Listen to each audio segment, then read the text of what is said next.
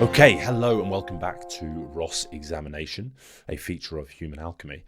Today, actually, I should probably say first, obviously we've not produced an episode in a fair few weeks now. We did say we'd be coming back in January, and we are. However, there's been a hell of a lot going on. If you don't know what I do outside of this, I do a lot of work with teams on performance under pressure, group dynamics, loads of things like that, which is the reason for the episode today. There's been a lot going on, so we have got some really cool stuff coming up, and we won't be doing it in a way where it's every 2 weeks. It will just be as and when we get a good episode out. So a little bit like 24 hours in police custody. When we have something for you, we'll drop it. So do keep an eye out for that. But today's episode is on the Traitors.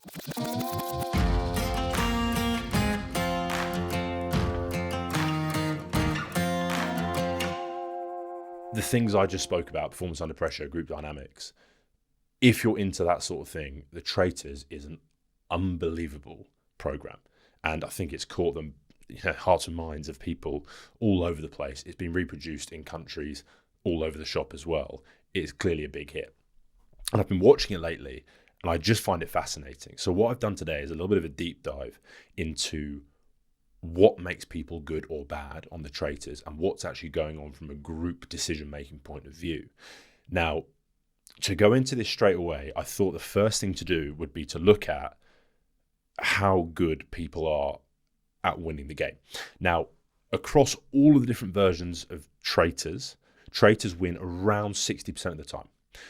But there's a slight skew to that because obviously it's a TV show. So the TV show want people to win, or they want it to at least be close at the end. There needs to be a traitor or two in the last episode. Otherwise, it's a very, very boring show. So people will recruit, so there's a much higher chance in that. So that gives a slight skew. However, this game was based on other similar games that were designed for research purposes. So Werewolf, Mafia, good examples of this.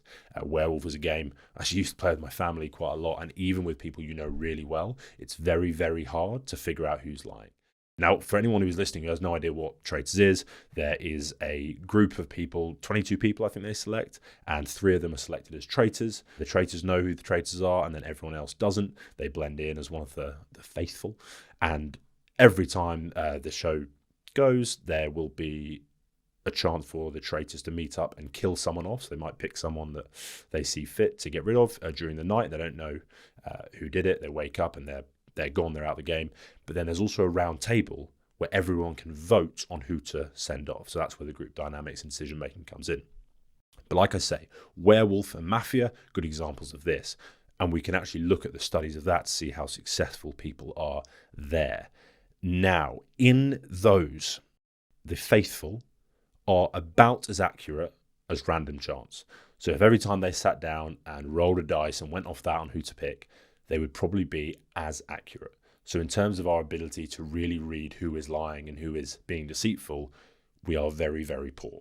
We basically fluctuate around 45 to 55%, and chance is about 50%. And what often happens in those games is as the game progresses, the faithful's confidence in their decision making goes up, but their accuracy doesn't go up. So it's really interesting to see what is behind that, and we are going to be going into that. The other interesting thing is on those transcripts of those games, so if people play Werewolf or Mafia, they took the transcripts of the games without saying who was a faithful and who was a traitor and put it into computer programs to see if computers could figure out who was lying. And this is where it's quite interesting because the computers were more accurate. Computers were far more accurate because a few key things. Firstly, humans rely massively on things like calmness and confidence and who feels trustworthy, whereas a computer has no interest in that at all. What a computer looks at is consistency of language, deviation in tactic, speaking strategically and not exploratorily, I may say. And it could identify what is more natural behavior and what looks at it, because it also has a larger sample set, because a computer can analyze everything someone has said from start to finish, whereas in the actual game, you're going off that sort of recency bias of what sort of happened on that day, and you find it very hard to actually remember everything in an objective manner, and you start post-rationalizing things. Oh yeah, that fits, and that fits the narrative. So we're a lot more susceptible to cognitive biases, and the computer was actually more successful. Not perfect. And some of the things it actually noticed were the way people spoke. So a lot of the time, people that are lying tend to use they as opposed to I when they're talking about things. So they try to distance themselves from scenarios. So they say, well, I think they said this, or they might have done that, as opposed to I think this. And the computer could pick up on that over a certain amount of time, is that deceitful people would do that. So it's interesting to see that. However, what are those things that make humans worse at playing the game, and what is it that traitors do very well that allows them to perform? Now, the first one that I think is really interesting is the element of performance under pressure, because one of the biggest trip ups for the faithful, and what you also see here, and what I've tried to do, is pull out the parallels that we can actually use in our everyday life, whether that's being in sport, whether it's in an interview or a sales call, or at work in a meeting. The same sort of things happen. It's just in Traitors, it happens in like this kind of microcosm, and it's all a little bit more intense. But there are things we can pull out. Now, this is the really interesting thing around performance under pressure, is we often see people making very, very poor decisions at the round table when they are under pressure. And it tends to be the faithful that do worse under those scenarios. And the first thing I want to talk about is this area of people that tend to be more intelligent will struggle more when they are under pressure. So this comes from a load of different studies. And the reason is people that have a high IQ, that tends to correlate very closely with something called working memory capacity. Now, working memory capacity is essentially, and I've gone for proper definitions here because I don't want to go off my own opinions of it. We need to be researched back with this. But working memory capacity is essentially where we work things out. It's like our mental workspace. And some people use working memory capacity more than other people. And the way you can think about it is having slots in the brain. Say you have 5 slots in your brain for your working memory capacity. Now, people with higher IQs will use working memory capacity to work things out more than people with slightly lower IQs. Doesn't mean they're less intelligent. It's just that's the part of the brain they will use to work things out. So people that don't use working memory capacity, which is that sort of reasoning and logical side of the brain, they might use more heuristics, rule of thumb, and certain biases that they will make the decision making through. So with working memory capacity, is say you have 5 slots and that's what you use all the time. When you are under pressure, your working memory capacity reduces. It gets smaller. So instead of having 5 slots, you may only have 3. And that means your ability to recall information, and we can tend to have 3 to 5 pieces of information within our working memory capacity. Now, when pressure comes on, those slots reduce and we have less working memory capacity to use. For example, when you go to give a speech, you can give that speech loads of times and you can recall all the bits of information you want to do. Now, when you're under pressure and everyone is watching you, we have something called self-monitoring. And self-monitoring is essentially where you start thinking, am I doing well? Are people watching me? What are they thinking? And that essentially takes you out of 2 slots that you could have for memory recall. So when that pressure comes on, we start doing far more self-monitoring. So when you're at that table in Traitors and they're sat round, they might start thinking, am I doing this? Am I doing right? Did that come across well? And when you're thinking of those things, your ability to recall certain information is then reduced. So you often see it where there's a good piece of evidence that someone picked up earlier in the show and they don't bring it up in the round table. And you think, well, how can you not remember that? But a lot of the time, if they are more intelligent people, more intelligent is the wrong way to put this. It's not necessarily more intelligent. They just use working memory capacity more.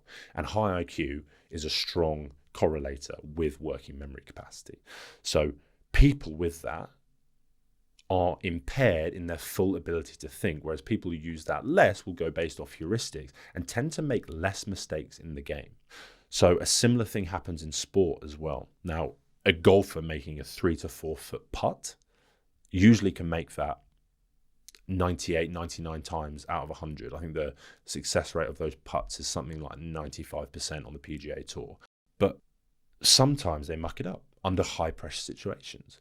And the problem there is when we when we train ourselves really effectively in certain movements, i.e., a basketball shot or a golf swing or a tennis serve, things like this, when we've learned them really well, when we learn them at the start, we use working memory capacity. So we really think about the movement. How am I swinging through? Where are my hips? Where is my head? All of these things, we have to be quite slow with it.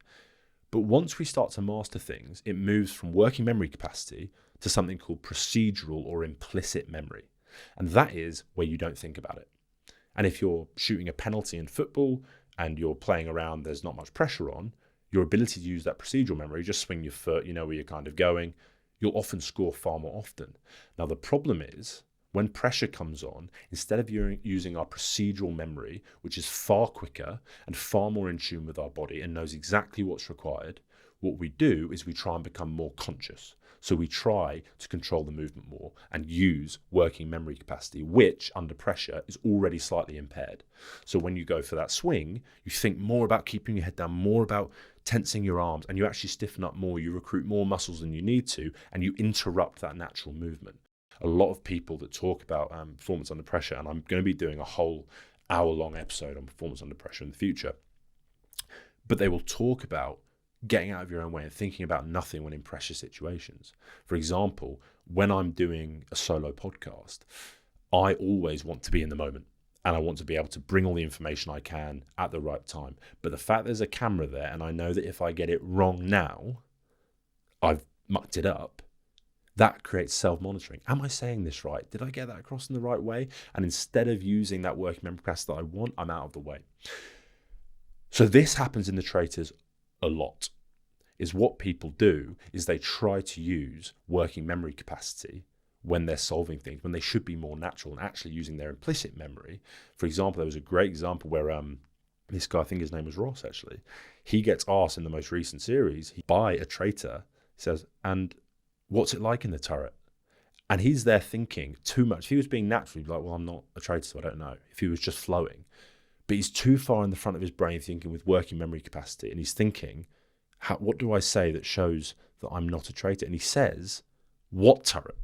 Now, anyone who's playing that game knows that there is a turret where the traitors go. And that looks like the most suspicious behavior ever. But what's happened is pressure has come on. You're trying to use working memory capacity, which is impaired in that sort of moment. And you say something completely wrong. And some people would call that choking.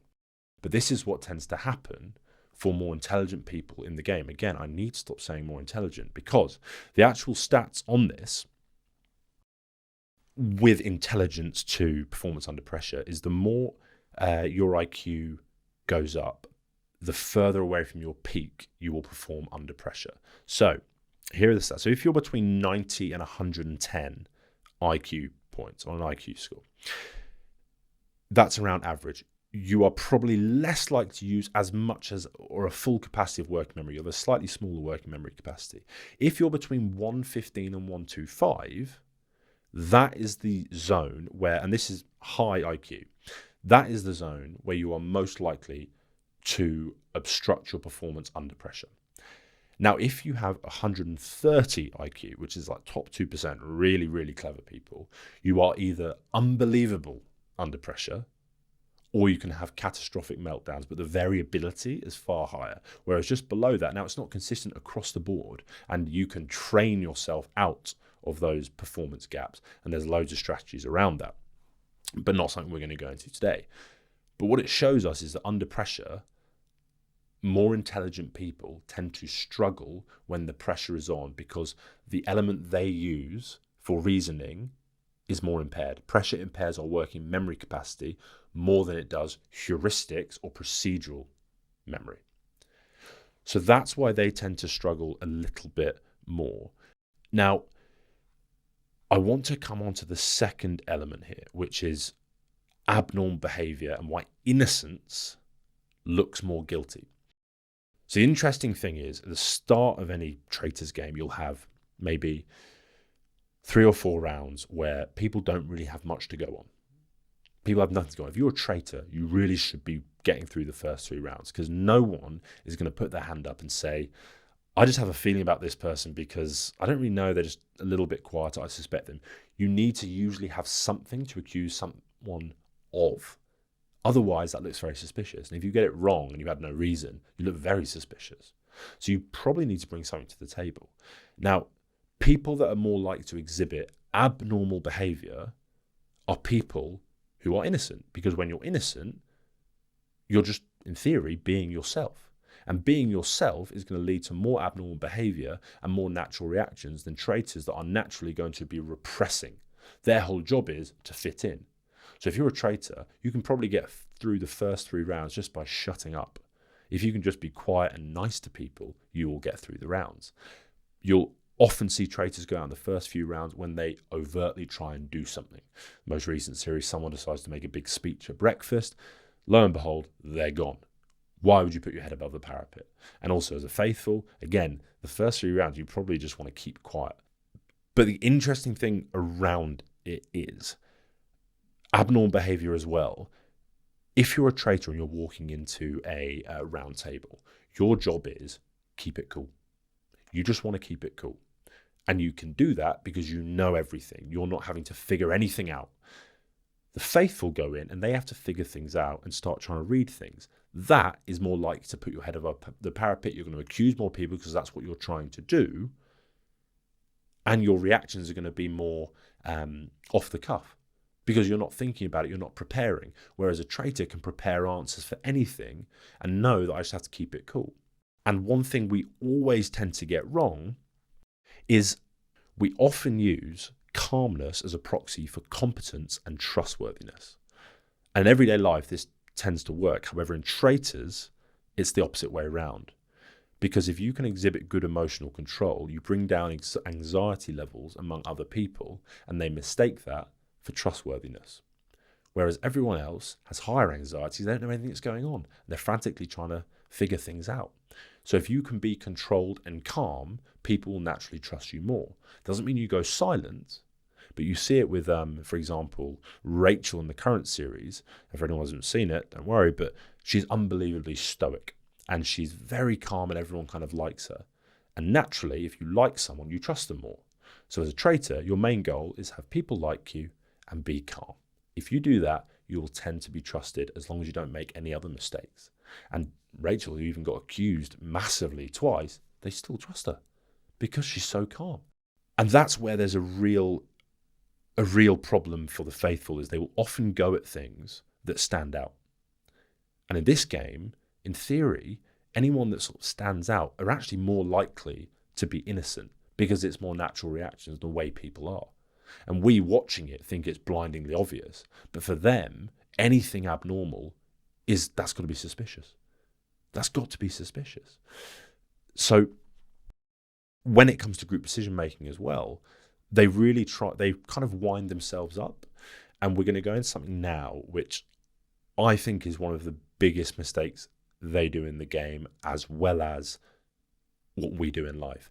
So this one is how certainty will emerge within a group. And more specifically, false certainty. So false certainty often arises when we mistake alignment for evidence, i.e., we agree, therefore we must be right. And you see it in the show really clearly, where someone says, you know what, I actually think John's a traitor. And they say, you think John's a traitor? I also think John's a traitor. And that feeling right there, we mistake that alignment as certainty. We must be right. We both think it. And then what that stops us doing is delving deeper on that and thinking, well, why do we think that person is? Is it them, or did they do anything that proves not? We actually do the complete opposite and go to a sort of confirmation bias. We both now think it. We're watching them like a hawk, and anything they do that could possibly be deceitful, we go, there it is, we're right. And we see this all the time because the feelings that come up when we agree with people makes us feel more correct. And then when it comes around the table and you see lots of people saying it, you go, right, we really must be right. And no one's coming against us here. It's actually one of the big problems with ChatGPT as well.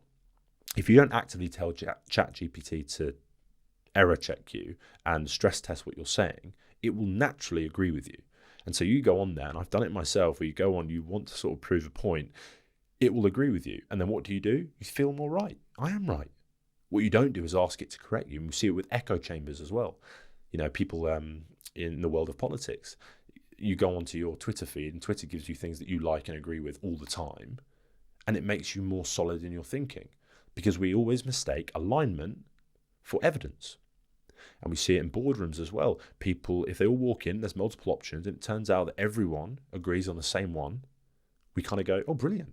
We must be right then. Let's crack on. What they don't do is go, well, before we go forward, what are the possible errors with this? Because if we know that, when they come, we'll be prepared for it. So that's where one of the biggest problems comes from, is that when we agree, we tend not to stress test our ideas as much. That's why it can be really helpful to have contrarians or devil's advocate, because they really force us to back up our opinions and understand where the problems will come in the future. So we're far more prepared. When people agree too quickly, we don't have that. And you see that in Traitors all the time, because they don't have much to go on. So at least someone agreeing with them makes them feel right. And then they go down the rabbit hole and they don't properly assess things. So one of the big things in this game is the anxiety that comes with not knowing things. And you see it when people come out. They're just kind of exhausted for either having to lie the whole time or for being in a constant state of uncertainty. And that discomfort is something that groups will try and regulate first. So if you destabilize the room and the room becomes a bit uneasy, our natural instinct is to try and get rid of that. So if you've not done a good enough job to make people feel comfortable and safe, you're actually quite likely to go out. Even if you're right, people hate that discomfort. So they may even get rid of you then. And which is why the calm people, and you see traitors that win, they tend to make people around them quite calm, whether it's through humor, whether it's through just being friendly. The people that like you are less likely to vote for you. The funny other thing, I think when it comes to, we've spoken a little bit about how intelligence can be a drawback in the game because people use a lot of working memory capacity and that becomes impaired under pressure, is also we overthink simple things. Whereas people who are more heuristically driven will see something and go, well, that's pretty suspicious. I think that might be them. For example, when Alan Carr famously said he might get killed, and they said, well, you've got a shield. And he went, oh, yeah, I do. And a shield is something that protects you from being killed. And he was like, yeah, I do. Joe Marler just kind of went, well, clearly he doesn't even care about it. Other people were wrapping themselves, but he saw a very clear cue and was like, well, that's got to be them. He also did it with Jonathan Ross.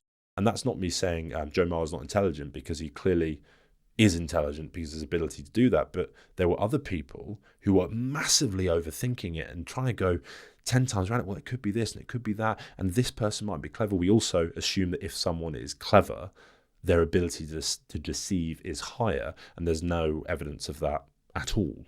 But the idea is they could be tricking me. Now, we also saw it with the end of that show, where two people had been aligned, which was Nick and Joe the whole time. Unless there was some clever editing, he basically turned on him right at the end. Now, I think there's an element of self-preservation there, i.e., I've been aligned with this person the whole time. If I'm wrong and it was him, I'm in a real bit of trouble there, because that looks so bad. I've been taken along for a ride. So perhaps there's a part of me that thinks, I better vote them out, because if they've really hoodwinked me, that looks even worse than if the other person has. And right at the end, when he realizes, he drops almost like, oh my God, no, Joe. So there's an element of self-preservation there about what would make me look the most or least stupid. And the more you think about it, the more these sort of post-rationalizations come in. And that's, again, why humans are worse than machines, is that once they have a narrative that they like, they will post-rationalize behavior to fit it. So I think we've had quite a lot there. But hopefully that has been a useful insight into Traitors. It's a fantastic show, and I think it's actually finishing up this week. We'll see if we get this out before. It'll probably come around at the same time. But I think there's a lot to be taken from this into life in general as well. And I think understanding pressure management systems, because when you're in a sales call, when you're in an interview, when you're in a tense meeting, when you're giving a speech, when you're playing sport, pretty much everyone drops under pressure. But how much you drop is dependent on your ability to manage pressure. So my next episode will be all around performance under pressure. And it will be a long one, but I think it will be a valuable one. Do tune in for that one if you want to. But with this, I think understanding the way people come to group decisions, mistaking alignment for evidence, overthinking things, post-rationalization. There are so many things here that can be taken forward, but hopefully it's been useful. Thank you for listening if you have, and enjoy the rest of your day. Hopefully we'll be back with a new episode soon.